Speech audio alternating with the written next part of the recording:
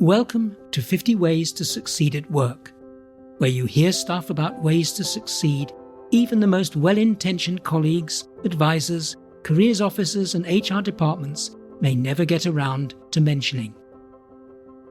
This is episode 16, Play Big. Avoid being petty at work and retain the bigger picture.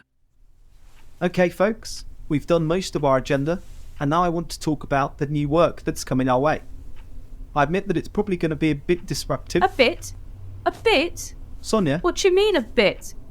Are we up to our ears with the present stuff? How do you think we'll cope with more? I just don't get it. I could see from your expressions and the nods of many that you agree with her. Well, I for one can't do any more. No more late nights for me, thanks. I've had it up to here. Yeah, I see what she means. Yeah, completely.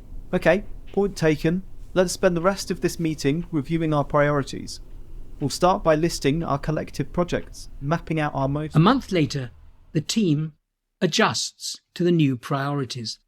Without missing a beat, the new work is well underway. Everyone, including Sonia, seems happy with their workloads.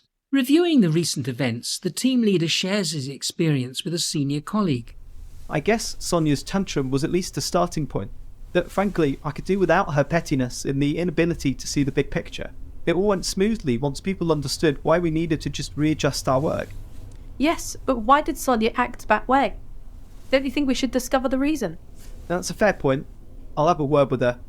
Though I think she was being petty and a bit small-minded. Thanks for dropping by, Sonia.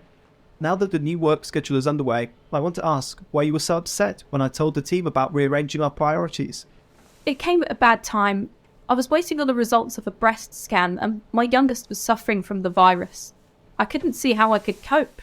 This new information is a revelation to the team leader. He realizes that he's labelled Sonia as petty without fully understanding what was driving her behaviour. Most people don't mean to be petty at work.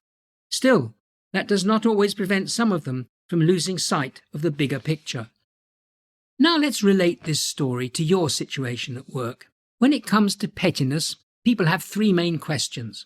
What are the main causes of pettiness at work? What sort of behaviour at work adds up to pettiness?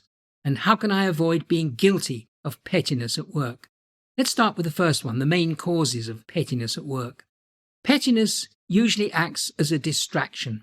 It's an unwanted diversion from the main aims of your group or your team or yourself. And the leading causes are your workers, ambient noise, equipment malfunction, loud conversations, information overload, noisy cell phone use, and letting the mind wander. An excessive reaction, such as harmful, vindictive, and even hurtful behaviour about something usually meaningless.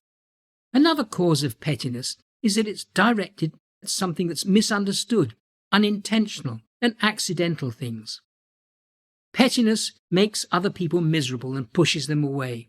It can harm relationships if allowed to get out of control. So what about behaviour at work? How does that amount to pettiness? In a study of 15,000 business professionals, most, that is 99%, said they'd witnessed petty behaviour. Yet they admitted no action was taken against the individual engaging in the behaviour.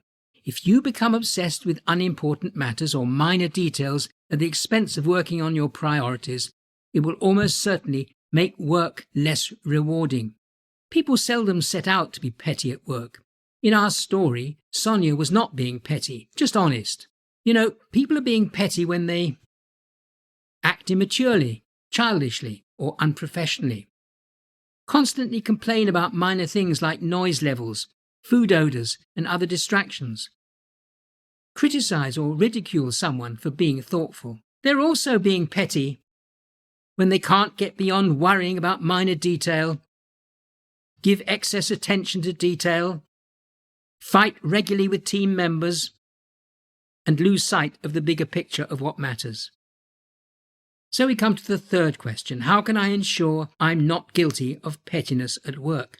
Tackling pettiness requires you to take connected actions. First, relentlessly hold on to the big picture and refuse to be distracted. And second, be willing to name out loud what is happening when distraction does occur. We each have a certain level of self-awareness about our pettiness. What matters is staying conscious of its harmful effects and the danger of losing sight of the bigger picture. Thirdly, allocate time to thinking. If you always do what's next on your to-do list, you'll never find the time to think about the big picture. Another action point is get a buddy. The best ideas often surface during conversations or on a walk. Find another person to think with and bounce ideas back and forth. Next, pick specific goals. Turn your big picture thinking into a few plausible and credible aims. Make them actionable and draft a step-by-step roadmap for getting there. And make sure you generate ideas by asking, what am I trying to achieve? Yet another action to prompt you to avoid being petty is contacting an imaginary or even a real hero. Imagine sitting in a room with someone you genuinely admire, dead or alive. Now, invite this person to say, what would you do about this? 2 more ideas for action are kill the assumptions. Expectations, rules, or beliefs may be behind your current thinking. Write them down as single words, not stuck up on a screen. Now tear up the paper and explore. What happens now that these have gone? Removing assumptions frees up your mind to see the bigger picture. Finally, tap into your unique perspective of choices or solving a problem. You bring a personal view to issues, and using this can help you avoid becoming stuck in pettiness and trivia. So apart from all the actions I've already suggested, here are my main ones to pursue.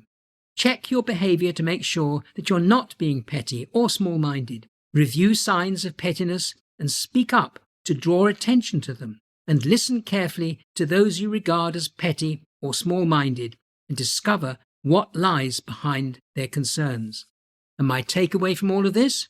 Focus your energy on the big picture and encourage colleagues to help you tackle and put a stop to pettiness. You've been listening to an episode of Andrew's 50 Ways to Succeed at Work. For more episodes, subscribe free to my regular weekly podcasts. You can catch up on past ones at the 50ways.site, where you can also become a foundation member with access to e-learning units, further reading links, and the forum, where you can ask questions, share problems, and join a growing community of people who seriously want to succeed at work. Now there's a new book and an audio version called, you guessed it, 50 Ways to Succeed at Work. Buy it at Amazon or the 50ways.site. Unmissable. Thanks for listening, and bye for now until next week.